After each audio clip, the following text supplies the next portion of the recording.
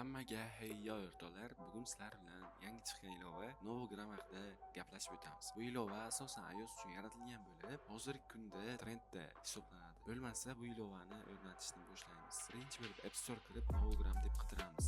Agar chiqmasa, men shu video ostida Novogram havolasini qoldiraman. Shu havoladan bemalol kirib o'rnatishlaringiz mumkin. O'rnatishni boshlaymiz. Mana ilovani o'rnatib oldik. Endi birgalikda ichini ko'ramiz. Shu yerdan kiraman. Bu yerda Telegramdagi akkauntlaringizni kirgizsalaringiz bo'ladi. Ya'ni mana shu yerda nomer yozib, men hozir o'zim nomerimni kirgizishga harakat qilaman. Xo'p, next.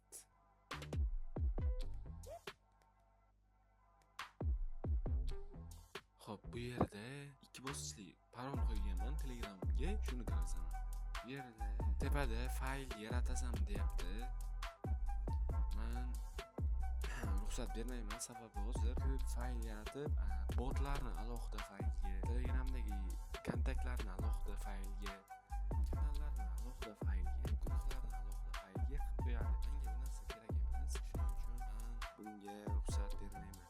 Birinchi bo'lib buni tilini o'zbek tiliga almashtirsak bo'ladi. O'zbek tili bor. Sababi o'zi bu ilovani o'zbeklar yaratishgan.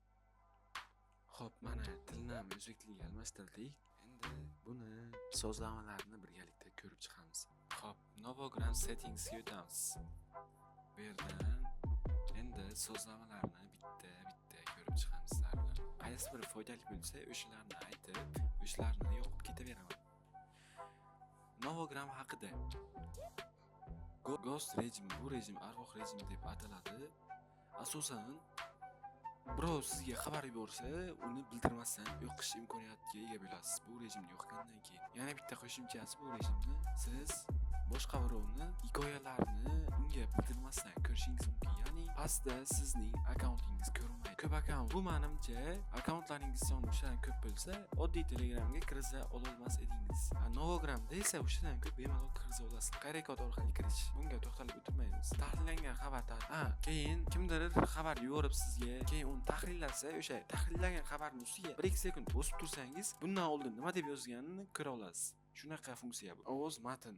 Bu pastda mikrofon rasmi chiqib o'tiradi. Siz uni bosib o'tirgan holda gapirsangiz, so'bsheniya joyida, yozadigan joyida ovozingizda nima deb gapirayotgan bo'lsangiz, o'shani yozadi. Lekin bu hali beta versiyada, hali to'liq ishlamaydi. Qo'lda yozganingiz ma'qulroq. Chat qulfi, pin. Bu rejimni yoqsangiz, chatlarga pin kod qo'ya olasiz. Ya'ni bitta chat tanlaysiz, bitta chatning ustiga bosib turasiz, keyin pin kod so'raydi. O'sha yerga pin kodni 2 marta kiritasiz. Ya'ni, masalan, 4 ta 0 bo'lsa, 4 ta 0 terasiz. Ikkinchi marta tasdiqlash uchun yana 4 ta 0 terasiz. Keyin o'sha 4 ta 0 parol bilan o'sha chatingizga kira olasiz. Maxfiy safe. Bu asosan chatlarni berkitishga yordam beradi. Ya'ni bitta chatni berkitib qo'yasiz, bitta emas, bittadan ko'proq chat berkita olasiz va berkitgandan keyin chatlar degan o'rtada tepada yozuv bo'ladi. O'sha ustiga bosib tursalaringiz 1-2 sekund, keyin berkitgan chatlaringiz kelib chiqadi. Xo'p, hammasini ham ko'rish shart emas. Asosiylarni aytib o'taman. Cheksiz pin, ya'ni asosiy odamlarni tepaga pin qilib qo'yish uchun kerakli rejim. Buni yoqganingizdan keyin 5 tadan ko'proq odamni pin qila olasiz. Yoki kanal xorijiy raqamlarni bloklash. Bu asosan boshqa davlatdan ro'yxatdan o'tgan telefon raqamlaridan kelgan xabarlarni bloklaydi. Ya'ni sizga ko'rinmaydi. Galereyadan dumaloq video. Menga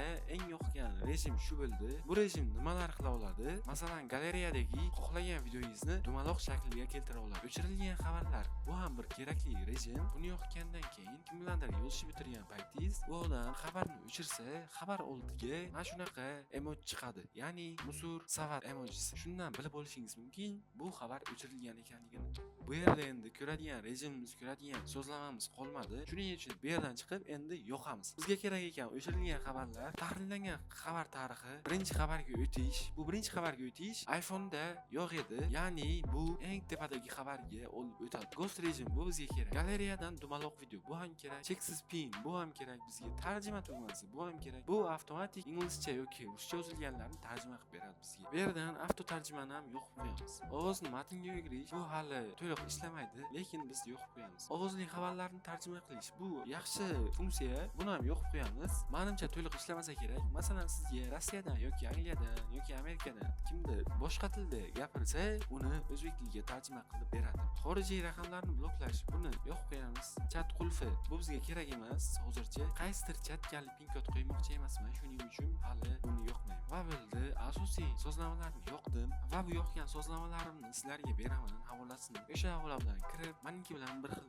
qilib olishlaringiz mumkin. Ya'ni o'sha havolani ustiga bossangiz, avtomatik hamma sozlamalaringiz meniki bilan bir xil bo'lib qoladi. Videoni ko'rib bitta-bitta qilib o'tirishingiz shart emas. Yana bitta narsa Novogram Bots. Bu Novogramning eng kerakli botlari, ya'ni YouTubedan silka tashlab, YouTubedagi videoni yoki qo'shiqni yuklab olishiga Shazam, Twitch, Pinterest va hokazo botlar bor, kerakli botlar. Ularni ko'rib bitta-bitta foydalanib ko'rishingiz mumkin. Mana bu yerda eng kerakli bot. Sizlarga yana bitta narsani aytib o'tmoqchiman. Agar shu videomiz 100 ta like yig'adigan bo'lsa, sizlarga mana shu Instagramni yuklashni o'rgataman. Bu Instagram nimalar qila oladi? Bu hozirgi Novogramga o'xshab arvoh rejimi, yana to'g'ridan-to'g'ri video yuklash, sifatli video yuklab olish, profilni analiz qilish, ya'ni profilingizni videolar ostidagi havolalarni yoki yozuvlarni nusxalab olish va videolarni yuklab olishga bizga yordam beradi. Masalan, shu joyda ko'rib turishlaringiz mumkin. Mana eng oxirgisi download. Shuni bosaman, o'zim xohlagan kачествоda galereyamga saqlab olishim mumkin. Hammaga rahmat, sizlar bilan iPhone jon bo'ldi.